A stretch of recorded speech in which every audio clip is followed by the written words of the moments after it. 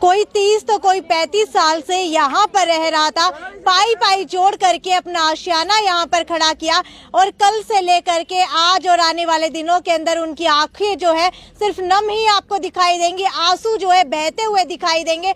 कहीं ना कहीं जो है मन के अंदर गिला है, शिकवा है कि आखिरकार हमारा इतने सालों से जोड़ा हुआ आशियाना क्यों टूटा गया, क्यों तोड़ दिया गया एचएसवीपी की टीम ने। जी हाँ, मैं हूँ साक्षी सोनी और आप जुड़ चुके हैं सिटी बिग न्यूज पर। इस वक्त मैं हिसार के सेक्टर 9/11 के पास पड़ने वाले तारानगर ढानी के अंदर मौजूद हूँ, जहाँ पर कल एचएसवीपी की टीम आई और यहाँ पर 3 मकानों के ऊपर जेसी ताराचंद ढानी के अंदर आई और यहाँ पर जो है 3 मकान तोड़ दिए गए। जी हाँ, 3 मकान तोड़ दिए गए और तोड़ने से पहले सिर्फ 1 घंटे का इनको वक्त दिया गया था कि अपना सामान निकाल ले, लेकिन उसके बावजूद भी 1 घंटा पूरा नहीं हुआ और उससे पहले ही यहाँ पर जेसीबी चला दी गई। आप जानकर हैरान रह जाएंगे कि 80 पुलिसकर्मी साथ आए थे। जी हाँ, 3 मकान तोड़ने के लिए, ढानी तोड़ने के लिए साथ में 80 पुलिसकर्मी जो है बस भर करके यहाँ पर लाए गए थे, ताकि यहाँ पर जो है अगर लोग आनाकानी करें तो यहाँ से उनके मकान तोड़ दिए जाए। जो ये लोग आप देख पा रहे हैं, इनकी जो चेहरे आप देख पा रहे होंगे, इनकी शक्लें आप देख पा रहे होंगे, इनकी आंखें कितनी नम है, आखिरकार ये लोग जाएंगे कहाँ, ये सबसे बड़ा सवाल उठ करके आता है। क्योंकि जो है सूर्यनगर में भी पहले इसी तरीके से मकान तोड़ दिए गए थे, उनका रजिस्ट्रिया थी, इंतकाल थे। अब भी जो है ताराचंद ढानी के अंदर इनके पास इंतकाल है, रजिस्ट्री है। 1995 के अंदर जो है यहाँ पर सेक्टर 9/11 कटा था, लेकिन इनका कहना है कि 1982 से ये लोग यहाँ पर रह रहे हैं। 2005 के अंदर इसको रेजिडेंशियल एरिया जो है कन्वर्ट किया गया था, लेकिन उसके बावजूद भी यहाँ पर एचएसवीपी की टीम आती है। तो उससे पहले एचएसवीपी की टीम, हुड्डा डिपार्टमेंट की टीम कहाँ पर थी, एक बार इनसे ही जानने की कोशिश करें। आपसे जानना चाहूंगी कि कब से यहाँ रह रहे हैं? 82 साल हो गए, जब 82 से रह रहे हैं यहाँ। अच्छा, कल क्या हुआ था? कल तो उनको नोटिस दिया था, पहले नोटिस दिया था, उसके बाद में हमें सोचा कोई बात नहीं, ऐसे धक्का लग जाएगा। और तो फिर कल जबरदस्ती हमला बोल दिया हमारे पर, सारा जोड़ दिया। मैं तो दिन का लग गया, 9 बजे भूखा तीसा खड़ा होगी, कोई नहीं सुना करी। एक पीछे दिखाना चाहूंगी तस्वीरों के माध्यम से। ये जो घर आप देख पा रहे हैं, ये घर यहाँ से लेकर के वहां तक जो है पूरा तोड़ दिया गया है। अगर आप सामान देख पा रहे होंगे तो सामान जो है बाहर अभी तक रखा हुआ है। घर किसका है? आपका है। आपसे जानना चाहूंगी कि कल की रात कैसे बिताई, क्योंकि आशियाना नहीं है, सिर के ऊपर छत नहीं है और ठंड इतनी ज्यादा है, कड़कड़ाती ठंड के अंदर पारा इतना ज्यादा न्यूनतम गिर चुका है, कैसे रात बिताई? रात को बाहर सो के बैठ के रात काटी है जब। अच्छा, घर के अंदर कितने लोग हैं? घर के अंदर तो कम 10 आदमी है जी। ये देखो छोटे छोटे। अच्छा, ये छोटे छोटे बच्चे भी आपके जी? इसी परिवार के हैं। सारे बच्चों के कपड़े लतड़े सब कुछ यहाँ नीचे दाब दिए। इतने छोटे छोटे बच्चों को लेकर हमें रात कैसे गुजारे हमें पता है। छोटे छोटे बच्चे हैं, बेचारी लड़कियां के हैं, बहुआ के हैं, सारे बच्चे सारी रात का जाडा मर रहे हैं। यहाँ दबाए गए, आग जला के बाहर धुआं कर करके रात बिताई है। ऐसे उड्डा रात बिता के दिखाए तब पता चले। गरीबा की ऐसे छत फोड़ा कर खाना खुना कुछ नहीं खाया मैंने, इसके कुछ अच्छे न लग रहे। पूरी रात रो रो के रात गुजारी है। सर को एक बात बताओ मेरे को। अब ये 200 गज जगह है, 20,000 रुपए दे रहे हैं ना? 20,000 में आप मेरे को लेकर दिखा दो इतना बड़ा मकान, और मकान बना के दिखा दो। हमारा मकान 400 गज का है, 75,692 रुपए दे रहे हैं। क्यों? बाकी पैसा कहाँ जाएगा? अच्छा, एचएसवीपी की टीम की तरफ से आप लोगों को मुआवजा दिया जा रहा है? मुआवजा क्या दे रहे हैं बताओ? 55,652 रुपए दे रहे हैं। ये क्या है? और कीमत कितनी है? कीमत यही कीमत है और कोई कीमत नहीं है। अच्छा, ये कीमत है। और आपकी असल कीमत कितनी है मकान की? हमारे मकान की 400 गज इस टाइम 1 करोड़ की जगह है। अच्छा, ये उसका आधा 50 लाख का मकान ये है। बाकी मटेरियल है, मटेरियल का ये भी ऐसे 1 करोड़ लगा लो, 1.5 करोड़ का वो लगा लो, यानी सारा मटेरियल मिला के हम खुद क्यों इतने रेट बढ़ा रहा है? हमें भी ज्यादा दे रहे हैं वो। खुद क्यों 50,000 ले रहा है? हर रोज न्यूज आती है उनकी कि 50 बढ़ गया, 60 हो गया। हमें इतना, हम फ्री में है क्या? गरीब हो गए तो क्या कोई सुनवाई नहीं है क्या हमारी? हम इंसान हैं, कमा के खाते हैं अपनी मेहनत से। बुढ़ा यहाँ तोड़ के जाएगा। हम इंसान नहीं है? हमारी कोई सुनवाई नहीं है? कहाँ है खट्टर? खुद पे आपत्ति आई थी तो केस कर दिया 13 लोगों पे, आज हम पे आई है तो कोई सुनवाई नहीं है। क्यों भाई? 80-80 लोग लेके आ गए यहाँ पे। हम इंसान नहीं है क्या है? हम जानवर नहीं है? अपना पेट भरते हैं खुद ही। बिल्कुल, डिपार्टमेंट का लगता होगा कि भले ही ढानी है लेकिन पढ़े लिखे लोग नहीं है। आप देख पा रहे होंगे बिल्कुल पढ़े लिखे लोग हैं। बकायदा इनके घर के अंदर भी अखबार आता है, सभी जो खबरें हैं इनके घर तक भी पहुंचती है। आपको बता दूं कि 30 दिसंबर तक का जो है कल अल्टीमेटम दे करके गई है HSVP की टीम। पहले 2 दिन का दिया था लेकिन दोबारा से 2 अफसर यहाँ पर आए और उसके बाद 30 दिसंबर तक का दिया है। आजाद नगर में एक बुजुर्ग औरत थी 80 वर्ष की, उनको बाहर निकाला, 2 घंटे में पुलिस आ गई वहाँ पे, उनकी बहू को लेके चली गई। कल इन्होंने हमारे साथ क्या किया? तो खट्टर क्यों नहीं आया यहाँ पे? हमारे घर तोड़ दिए गए। 3 दिन बाद ये पूरी ढाणी को मिटाने की बात कर रहे हैं। लोग कहाँ जाएंगे? उस 80 बुजुर्ग के बोल दिया कि उनके बहुओं को अंदर कर देंगे। उड़ा खुद क्यों नहीं है अंदर? हम इंसानी है क्या? हमारी क्यों नहीं कर रहे वो सुनवाई? सरकार की सरकार हमसे है। वोट के टाइम खुद का किराया भर के गाड़ियां यहाँ आती है। अब कहाँ गई वो वोट वाले? कमल गुप्ता वो का कौन हो तुम? नहीं जानता मैं किस का करूं? फिर वोट लेने क्यों आते हो यहाँ?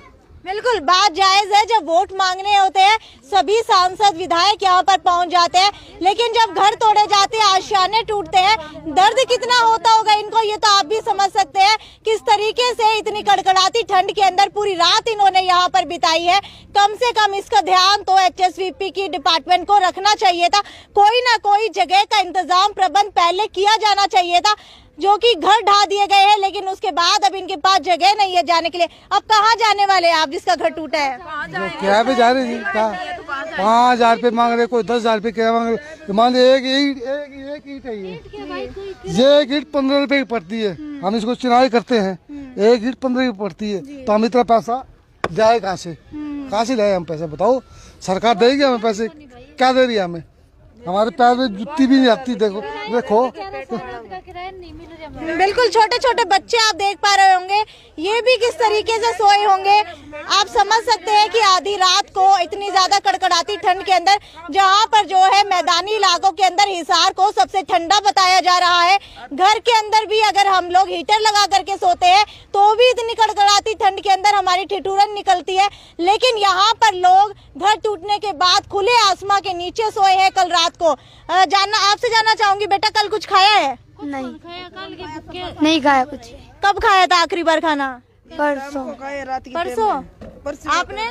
रात को खाया था, कल रात को सिर्फ। कल रात को खाया था, अभी सुबह से कुछ नहीं खाया है? नहीं। अच्छा, घर पे खाना बना है? सामान ही तोड़ दिया सारा, खाना खासे बनावा है, ये बनावा खड़ा है सारा, ये मट्टी चूल्हा सारा मट्टी मिला दिया। चलिए एक बार आपको तस्वीरों के माध्यम से अंदर ले जा करके दिखाती हूँ कि किस तरीके से जो है यहाँ पर मकान तोड़ दिए गए और सामान जो है बाहर रखा हुआ है। ये पूरा का पूरा घर था, बच्चे का पालना आप देख सकते हैं यहाँ पर है। बच्चे का लूडो सांप सीढ़ी जिसके अंदर बच्चे खेला करते हैं वो भी यहाँ पर फेंका हुआ है बाहर। उसके अलावा अगर घर के सामान की बात की जाए तो सब कुछ यहाँ पर बाहर पड़ा हुआ है। गैस, चूल्हा, सामान, मशीन, टीवी, सब कुछ यहाँ पर जो है बाहर रखा हुआ है। ना कोई छत है, मान लीजिए कल बारिश आती है या कुछ भी हो जाता है तो सारा का सारा सामान यहाँ पर खराब हो जाएगा। अभी तो सिर्फ घर टूटा है, उसके बाद जो है सामान भी यहाँ पर नहीं बचने वाला है। आप देख पा रहे होंगे कि बच्चे जो है छोटे छोटे यहाँ पर खड़े हैं। ये घर भी जो है तोड़ा गया था, ये रोके गया, फिलहाल तो रोके गए, ये तोड़ रहे थे। हमने हफ्ता जोड़ करके, मैं भाई बच्चे छोटे छोटे हैं, बस 6 दिन की मोहलत दे दो। अब ये 6 दिन की मोहलत है, ये इसलिए सामान निकाल रहे हैं जी। अब बताएं क्या जाए तो जाए कहाँ? अच्छा अब ये बताइए मुझे कि आगे का अगला स्टेप आप लोगों का क्या रहने वाला है? अगला 30 तारीख के बाद में वो कह रहे हैं पूरी ढाणी साफ हो जाएगी, सारा मकान टूट जाएगा। अब जा रहे हैं, अब 5,000 रुपये किराया दे रहे हैं। अच्छा ये बताइए कौन से साल से यहाँ रह रहे हैं?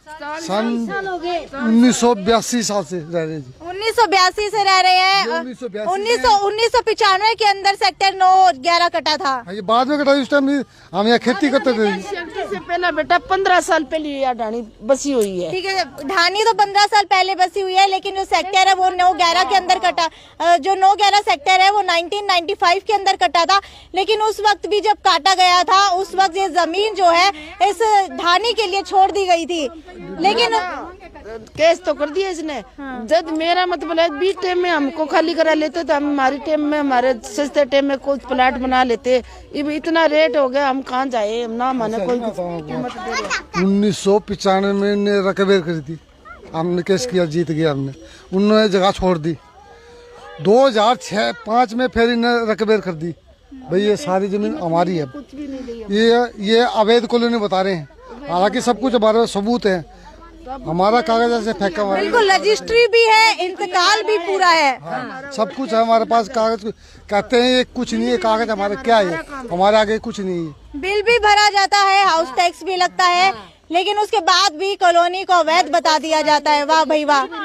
दादी जी, आपसे जानना चाहूंगी। हाँ, देखो हमें कुछ भी नहीं था, कुछ कोठी नहीं थी, कुछ किसी करने डाणी बसी थी। जब खेती कटिया कर दी, कणक काटिया कर दी, को नहीं करा, मर दबका मरांगे ना, हमारी सुनाई नहीं हुई तो सरकार हमारी नहीं सुनाई नहीं करेगी ना, हमें यहाँ पर दबके मरेंगे, दबके मरेंगे। सरकार नहीं हमारी सुनाई करेगी, चाहे हमें जमीन के बदले जमीन दिलाए, चाहे हमें ये रेट दो जो आज का रेट चल रहा है गवर्नमेंट का, रेट दिया जाए, ये रेट दिया जाए। नहीं तो जो तोड़ दिया हमारे, जो तोड़ दिया, जो हमारे रह रहे उसके नीचे हम दबके मरेंगे।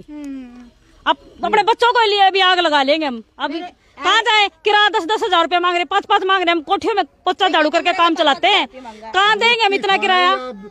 हमारे बच्चों का पेट पालेंगे क्या? हम किराया भरेंगे, कहाँ जाएंगे हम? गवर्नमेंट की हमारी को सुना ही नहीं है क्या? नौकरी नहीं है, खेती नहीं है, पोता बारी करके कोठिया में ये खाना खा रही है बेचारी। मैं तो ये बालकी में हम कुमारा, हम 10-10 भैंस रखा, बेचंगा, पालन पोषण करा, दूध का काम चला रहे, और कुछ काम नहीं है हमारे, ना जमीन है ना नौकरी है। एक लड़का वो भी 2012 में गुजर गया इसी उड्डे के चक्कर में जी। ये लड़की है मेरे कन 3।